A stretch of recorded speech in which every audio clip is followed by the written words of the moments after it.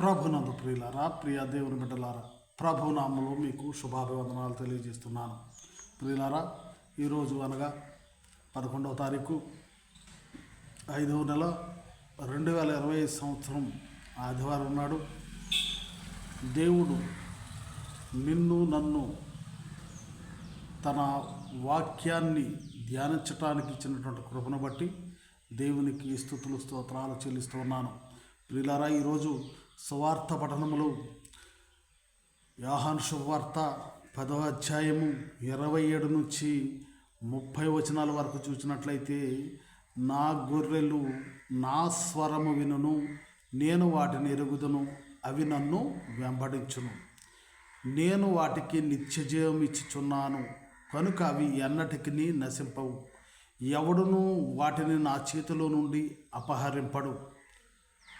వాటిని నాకు ఇచ్చిన నా తండ్రి అందరికంటే గొప్పవాడు గనుక నా తండ్రి చేతిలో నుండి ఎవడునూ వాటిని అపహరింపలేడు.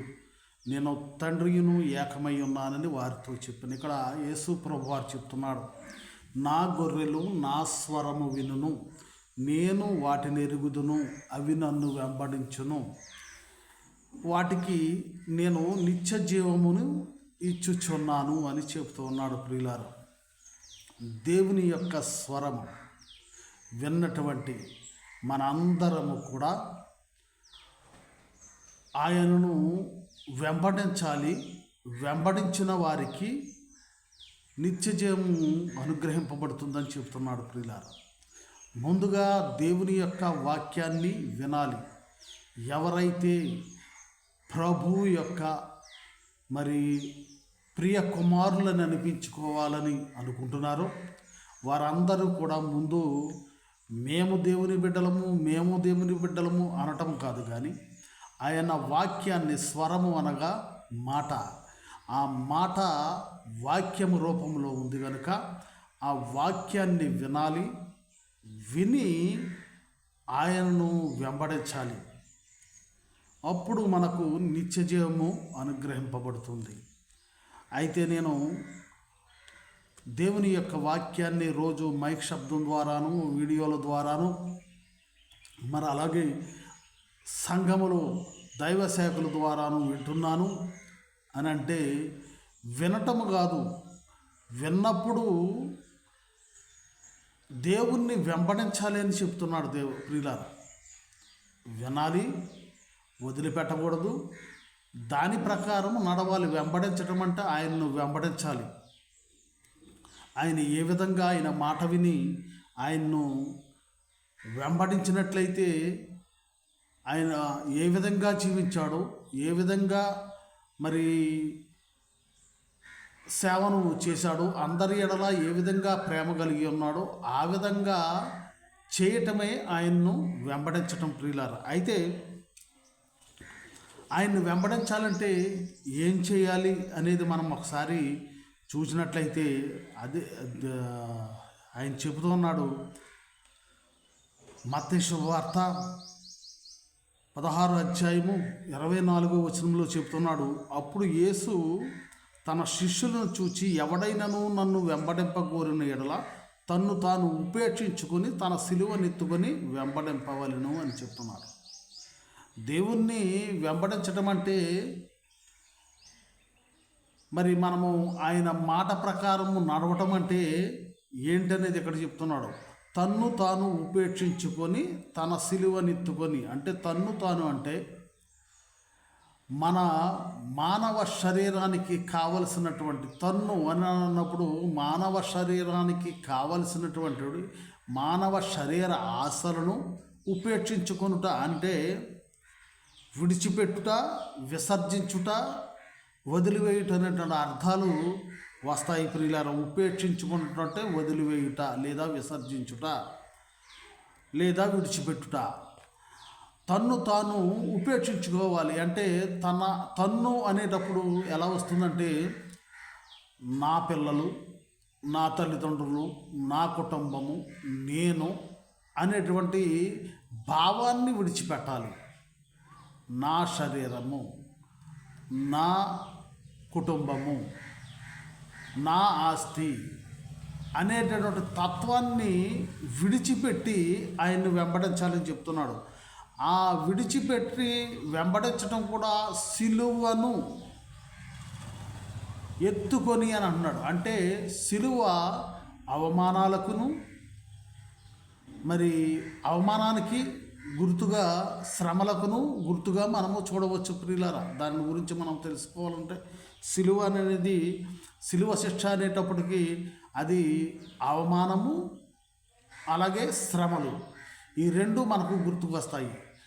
ఆ రెండింటిని అనుభవించడానికి సిద్ధంగా ఉండి నానటువంటి తత్వాన్ని వదలి ఆయన్ను వెంబడించాలని చెప్తున్నాడు ప్రియులారా. అయితే ఆ విధముగా వెంబడించినటువంటి వారు అనేక మంది మన బైబిల్ గ్రంథంలో చూడవచ్చు. పాత నిబంధన గ్రంథంలో ఎలీషాను మనం చూసినట్లయితే ఎలీషా తనకు మరి గొప్ప ఆస్తిపరుడుగా కూడా మనం చూడవచ్చు. ఎలీషా యొక్క చరిత్రను మనం చూసినట్లయితే మరి అటువంటి ఎలీషా ఏలియా పిలుపు అందుకోగానే సమస్తమును విడిచిపెట్టి ఆయన్ను వెంబడించినట్లుగా మనం చూస్తున్నాము. అది వెంబడించడం అంటే. ఇంకా లూకా శుభవార్త 5వ అధ్యాయము 27వ వచనము మనం చూసినట్లయితే అటు పిమ్మట ఆయన బయలుదేరి లేవి అను సొంకరి సొంకపు మెట్టునద్ద కూర్చుండుట చూచి నన్ను వెంబడించమని అతనితో చెప్పగా అతడు సమస్తమును విడిచిపెట్టి లేచి ఆయన్ను వెంబడించెను. ప్రియులారా, ఈ సొంకరి, లేవి అనేటువంటి సొంకరి సమస్తమును అని అంటే దాంట్లో ఇంకేమీ కూడా లేవు. తన్ను తానుగా తనకు జీవనాధారమైనటువంటి, తన బ్రతుకు తెరువైనటువంటి సొంకపు పన్ను వసూలు చేయటం ఆపేశాడు. అలాగే తనకున్నటువంటి కోరికలు, తనకున్నటువంటి ఆశలు అన్నీ కూడా విడిచిపెట్టి దేవుణ్ణి వెంబడించినట్లుగా మనం చూడవచ్చు ప్రియులారా. ఇంకా మత్తయి శుభవార్త 4వ అధ్యాయము 19 నుంచి 22వ వచనం వరకు చూసినట్లయితే ఆయన నా వెంబడి రండి, నేను మిమ్మల్ని మనుషులను పట్టు జాలరులుగా చేతులని వారితో చెప్పాను. వెంటనే వారు తమ వలలను విడిచిపెట్టి ఆయనను వెంబడించారు. ఆయన అక్కడ నుండి వెళ్ళి జబదయి కుమారుడైన యాకోబు, అతని సహోదరుడైన యోహాను అను మరి ఇద్దరి సహోదరులు తమ తండ్రి అయిన జబదయి యొద్ద దోణిలో తమ వలలు బాగు చేసుకునిచుండగా వారిని చూచి పిలిచెను. వెంటనే వారు తమ దోణెను తమ తండ్రిని విడిచిపెట్టి ఆయన్ను వెంబడించారు. ఇక్కడ ప్రియులరా, శిష్యులు కూడా, జబదయి కుమారులు కూడా తండ్రిని, తమ దోణెను, తమ జీవనాధారమును, తమ బంధుత్వమును కూడా వారు వదులుకుని దేవుణ్ణి వెంబడించినట్లుగా మనము చూడవచ్చు ప్రియులారా. అందుకనే తీతుకు రాస్తూ పౌలు గారు చెప్తున్నాడు, 2వ అధ్యాయము 12వ వచనం నుంచి మనము చూసినట్లయితే, మనము భక్తిహీనతను, ఇహలోక సంబంధమైన దురాశలను విసర్జించి శుభప్రదమైన నిరీక్షణ నిమిత్తము అనగా మహాదేవుడును మన రక్షకుడైన యేసుక్రీస్తు మహిమ యొక్క ప్రత్యక్షత కొరకు ఎదురు చూచుచు ఈ లోకములో స్వస్థ బుద్ధితోనూ నీతితోనూ భక్తితోనూ బ్రతుకుచుండవలనని మనకు బోధించుచున్నది. ఆయన సమస్తమైన దుర్నీతి నుండి మనలను విమోచించి సత్క్రియలయందాసక్తి గల ప్రజలను తన కోసరము పవిత్రపరచుకుని తన సొత్తుగా చేసుకున్నటకు తన్ను తానే మన కొరకు అర్పించుకును. ప్రియులారా, ఇక్కడ సత్క్రియల ద్వారా స్వస్థ బుద్ధితో నీతితోనూ బ్రతుకుచుండాలి. ఇహలోకమైనటువంటి దురాశలను వదులుకొని మంచి జీవితాన్ని జీవించాలని చెప్తుంది. దేవుని యొక్క వాక్యము, దేవుని యొక్క మాట విన్నటువంటి ప్రతి ఒక్కరూ కూడా ఇట్టి విధమైనటువంటి ఇహలోక శరీరాశలను కానీ, ఇహలోక సంబంధమైనటువంటి ఆశలను, దురాశలను మరి విసర్జించి ఆయన్ను వెంబడించాలని చెబుతున్నారు ప్రియులారా. ఇంకా నువ్వు పేతురు 1 పేతురు 2వ అధ్యాయము 11వ వచనములు చూసినట్లయితే, ప్రియులారా మీరు పరదేశులను యాత్రికులనై ఉన్నారు గనుక ఆత్మకు విరోధముగా పోరాడు దురాశలను విసర్జించి, ఆత్మ శరీరము శరీర క్రియలను విసర్జించాలి, ఆత్మకు సంబంధించినటువంటి పనులు చేయాలి. కానీ మనమేం చేస్తున్నామంటే ఆత్మకు విరోధముగా మనము జీవితాన్ని గడుపుతూ ఉన్నాము. అందుకనే ఆత్మకు విరోధముగా పోరాడు దురాశలను విసర్జించమని పేతురు గారు చెప్తున్నాడు. ఆత్మకు విరోధముగా అంటే శరీర క్రియలను మనము విసర్జించినట్లయితే, శరీరాశలను మనము విసర్జించినట్లయితే దేవుణ్ణి వెంబడించిన వారుగా మనం ఉంటాం ప్రియులారా. అంతేగాని దేవుని యొక్క వాక్యం వింటున్నాము కానీ ఆ వాక్యానుసారమైనటువంటి జీవితాన్ని మనము జీవించకుండా ఉన్నట్లయితే దేవుణ్ణి వెంబడించిన వారం కాదు. ప్రతిరోజు ప్రార్థనకు వచ్చి, మరి ప్రతి వారం కూడా ప్రార్థనకు వచ్చి, మరి ప్రార్థనలో మనం ఉండి, లేదా పండుగలకు కానుకలు ఇచ్చి, ఇవన్నీ కాదు. దేవుని యొక్క వాక్యము, దేవుని యొక్క స్వరము ఏదైతే చెబుతుందో అది మనము వినేవారిగా ఉండాలి, గ్రహించేవారిగా ఉండాలి. దాన్ని అనుసరించేవారిగా ఉన్నప్పుడే దేవుని యొక్క స్వరము విని ఆయనను వెంబడించిన వారం అవుతాం ప్రియులారా. అందుకనే రోమీలకు రాస్తూ పౌలు గారు 13వ అధ్యాయము 12వ వచనములు చెప్తున్నాడు, రాత్రి చాలా గడిచి పగలు సమీపముగా ఉన్నది కనుక మనము అంధకార క్రియలను విసర్జించి తేజ సంబంధమైన యుద్ధోపకరణములను ధరించుకుందాము. అంటే ఏ విధమైనటువంటి యుద్ధోపకరణాలు? అర్లతో కూడిన ఆటపాటలు కానీ, మత్తు కానీ, కామానికి సంబంధించినటువంటి అవి కానీ, పోకిరి శ్రేష్టలు కానీ, కలహమైనను మత్సరమైనను లేక పగటి యందు నడుచుకున్నట్లు మర్యాదగా నడుచుకోవాలంట ప్రియులారా. అయితే క్రైస్తవులు అనేటువంటి మనము క్రైస్తవులమైనటువంటి కాదు, క్రైస్తవులము అని అనుకుంటున్న మనము.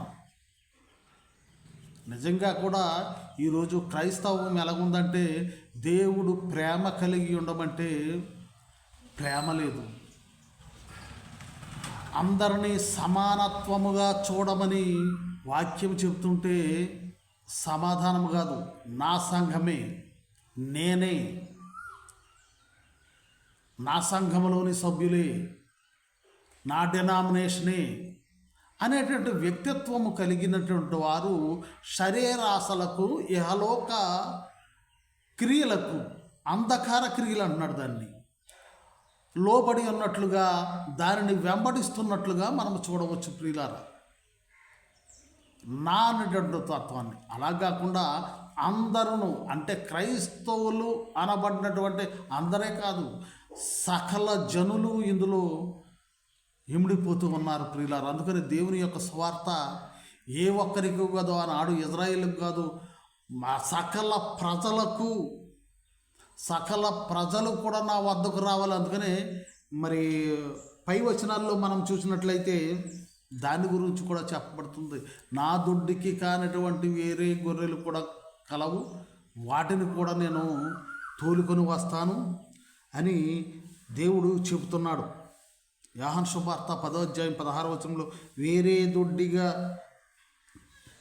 గొర్రెలు కూడా నాకు కలవని చెప్తున్నాడు ప్రియులారా. మరి అందునిమిత్తమే దేవుణ్ణి వెంబడించటం అంటే, మరి ఏ విధంగా వెంబడించాలంటే, మన లేదా నా అనేటటువంటి తత్వాన్ని వదిలి, నా సంఘము, నా డినామినేషను, నేను అనే దాన్ని వదిలేసి మనము అనే దానిలో క్రైస్తవులు ఒకటి సకల జాతి ప్రజలు కలుస్తున్నారు. అందుకనే మరి ఆయన్ను వెంబడించినటువంటి వారిలో మరి అనేక మంది ఆయా భాషలు మాట్లాడు వారిని మనం రెండవ పట్టణంలో మనం చూడవచ్చు ప్రియులారా. పరలోకములో దేవుని యొక్క అది చూద్దాం. దేవుని యొక్క రాజ్యములో, పరలోక రాజ్యములో ఏ విధంగా ఉందనేది మనం చూద్దాం. ప్రకటన గ్రంథము 7వ అధ్యాయము 9వ వచనము. అటు తరువాత నేను చూడగా, ఇదో ప్రతి జనములో నుండి, ప్రతి వంశములో నుండి, ప్రజల్లో నుండి, ఆయా భాషలు మాట్లాడు వారిలో నుండి వచ్చి ఎవడనూ లెక్కింపజాలని యొక్క గొప్ప సమూహము కనబడెను. వారు తెల్లని వస్త్రములు ధరించుకున్న వారై ఖర్జూరపు మట్టలు చేతపట్టుకుని సింహాసనము ఎదుటను గొర్రెపిల్ల ఎదుటను నిలువబడి, సింహాసీనుడైన మా దేవునికి గొర్రెపిల్లకును మా రక్షణకై స్తోత్రమని మహాశబ్దంతో ఎలుగెత్తి చెప్పిరి. ప్రియులారా, ఇక్కడ ప్రతి వంశంలో నుండి, ప్రజలలో నుండి, ఆయా భాషలు మాట్లాడు వారిలో నుండి, మరి భూమి మీద ఉన్నటువంటి సమస్తమైనటువంటి జనులు మరి దేవుని రాజ్యంలో ఉన్నట్లుగా మనం చూస్తున్నాం. ప్రియులారా, అంటే దేవుని సంఘముగాను, లేదా బాప్తిసము తీసుకున్నంత మాత్రాన, లేదా క్రైస్తవులుగా మనము ఉన్నంత మాత్రాన, లేదా బీసీసీలుగా మనం చేయించుకొని ఈ లోకములో క్రైస్తవులము అని మనము చెప్పుకునే కన్నా, దేవుని యొక్క మాట ఏం చెప్తుంది? నా అనేటువంటి తత్వాన్ని వదిలి, అలాగే నా అనే తత్వంలో శరీర క్రియలు మాత్రమే ఉంటాయి ప్రియులారా, దుర్మార్గమైనటువంటి క్రియలే ఉంటాయి ప్రియులారా. వాటిని విడిచిపెట్టమంటున్నాడు. అందరూ సమానమని ఆయన చెబుతున్నాడు. మరి పేతురు గారు అంటాడు దాని గురించే, మేము అన్నీ వదిలిపెట్టుకుని నిన్ను వెంబడించాము, అయితే మాకు ఎటువంటిది మాకు రాబోతుంది అని చెప్పేసి అంటున్నారు. మాకు మార్కు శుభవార్త 10వ అధ్యాయం, మార్కు శుభవార్త 10వ అధ్యాయం 28వ వచనం. పేతురు, ఇదిగో మేము సమస్తమును విడిచిపెట్టి నిన్ను వెంబడించటమని ఆయనతో చెప్పసాగను. అందుకు యేసు ఇట్లనెను, నా నిమిత్తము సువార్త నిమిత్తమును ఇంటినైనను, అన్నదమ్ములనైనను, అక్క చెల్లెండ్రులనైనను, తల్లిదండ్రులనైనను, పిల్లలనైనను, భూములనైనను విడిచినవాడు ఇప్పుడు ఇహమందు హింసలతో పాటు నూరంతలుగా ఇండ్లను, అన్నదమ్ములను, అక్కచెల్లెండ్రులను, తల్లులను, పిల్లలను, భూములను రాబోవు లోకమందు నిత్యజీవము పొందునని మీతో నిశ్చయముగా చెప్తున్నాను. ఇక్కడ దీనిలోని అర్థం మనం ఒకసారి చూసినట్లయితే, సమస్తము విడిచిపెట్టి మేము వెంబడించాం, మాకేంటయ్యానంటే, ఇక్కడ దేవుని నిమిత్తము అన్నదమ్ములు కానీ, అక్కజనులు కానీ, భూములు కానీ విడిచిన వాడికి ఇక్కడ 30వ వచనములో ఇహమందు అంటే ఈ భూలోకములోనే హింసలతో పాటు ఇక్కడ చేర్చబడుతుంది. హింసలతో పాటు నూరంతలుగా తల్లిదండ్రులు, అలాగే అన్నదమ్ములు, అక్కచెల్లెండ్రులు, అలాగే తల్లులు, పిల్లలు, భూములు వస్తాయన్నాడు. ఏహలోకములో ఆ విధంగా తల్లిదండ్రులను విడిచిపెడితే భూములు, తల్లిదండ్రులు ఏ రీతిగా వస్తారో అని అంటే, ముఖ్యంగా మనం ఒకసారి చూసినట్లయితే ఆర్సీఎంకు చెందినటువంటి గురువులు ఉన్నారు. వారు తల్లిదండ్రులను విడిచిపెడుతున్నారు.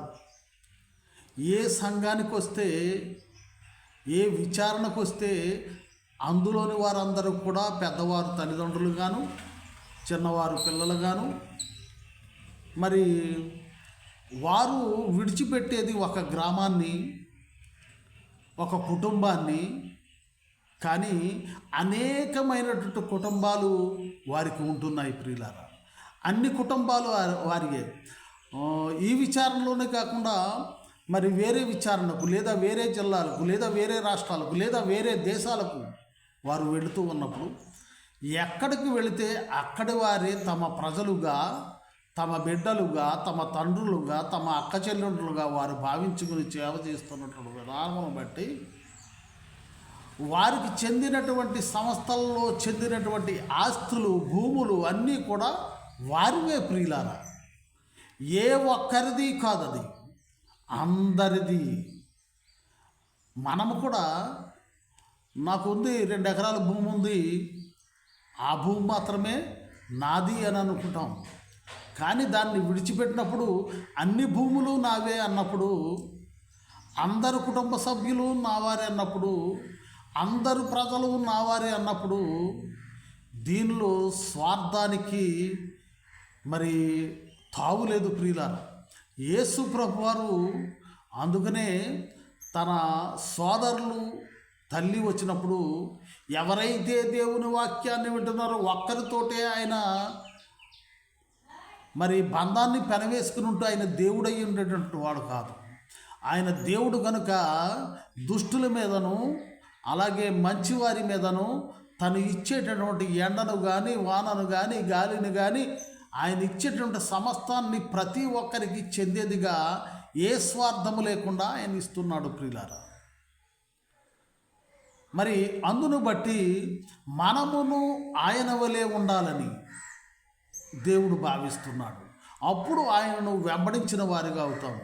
అయితే అందుకనే యేసు ప్రభువు చెప్తున్నాడు, ముందుగా మీరు ఏమి తిందామని ఏమనుకుంటాం? మన శరీరానికి, నా శరీరానికి ఏమి తిందామని ఉంటుంది.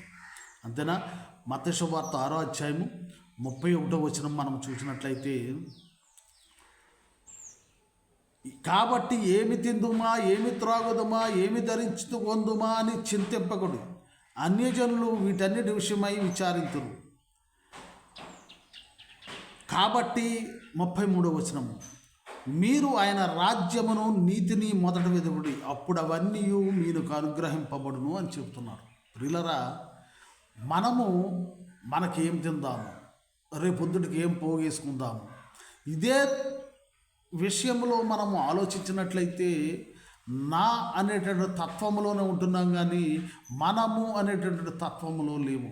ప్రియులారా, ఒకే కుటుంబానికి చెందినటువంటి అన్నదమ్ములు కానీ అక్క చెల్లెండ్రులు కానీ మరి పెండ్లైన తరువాత వారి యొక్క బిడ్డలను మాత్రమే ఒక రీతిగాను, మరి అన్న బిడ్డలైనా తమ్ముడు బిడ్డలైనా ఇంకొక రీతిగా చూస్తాం ప్రియులారా. అది క్రైస్తవ తత్వము కాదు, క్రీస్తు తత్వము కాదు ప్రియులారా.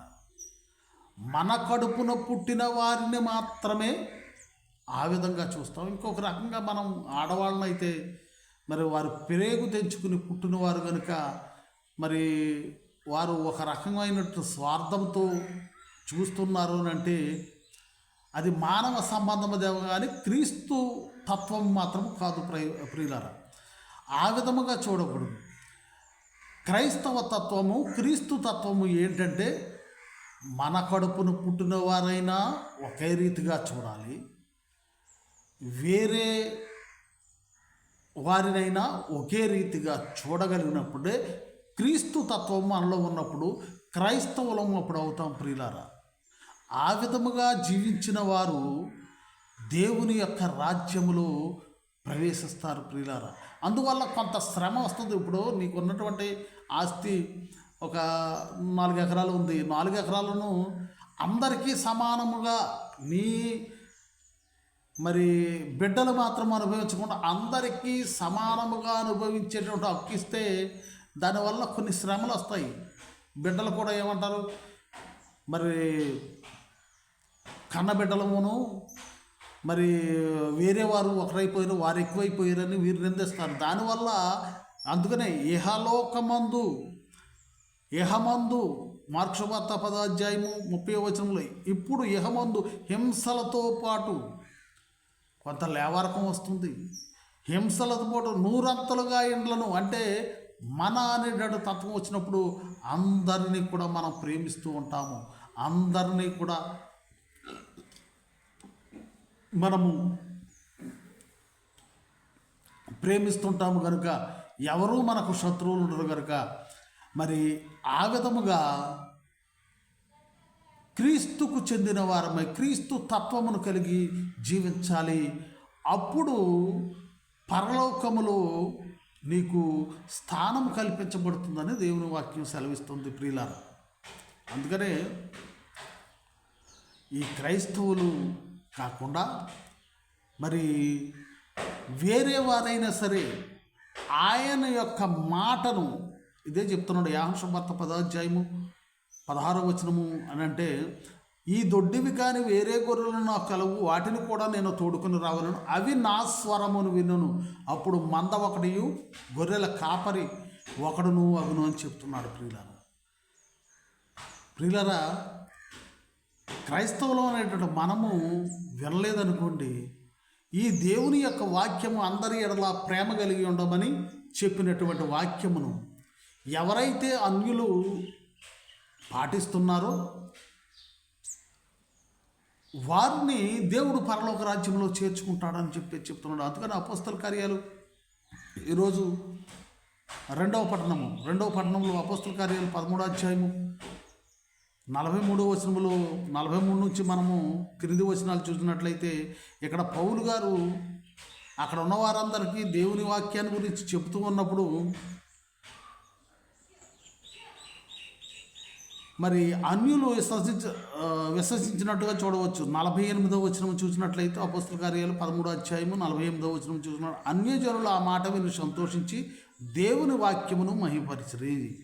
ఇక్కడ దేవుని వాక్యం వినవలసినటువంటి అసలైనటువంటి యూదులు వినకుండా ఉన్నప్పుడు అన్యులు విన్నారు. అలాగే క్రైస్తవులు అనేటువంటి మనము దేవుని యొక్క వాక్యాన్ని పాటించినప్పుడు అన్యులు దాన్ని పాటిస్తూ ఉన్నప్పుడు పరలోక రాజ్యము వారికే చేరుతుంది. అందుకనే యెషయా గ్రంథము 2వ అధ్యాయము 2వ వచనం కాడ నుంచి, యెషయా గ్రంథము 2వ అధ్యాయము 2వ వచనం కాడ నుంచి మనం చూసినట్లయితే, అంత్యదినములలో పర్వతములపైన యెహోవా మందిర పర్వత శిఖరమున స్థిరపరచబడి కొండల కంటే ఎత్తుగా ఎత్తబడును, ప్రవాహము వచ్చినట్లు సమస్త అన్యజనులు దానిలోనికి వచ్చేదురు అని చెప్తున్నాడు.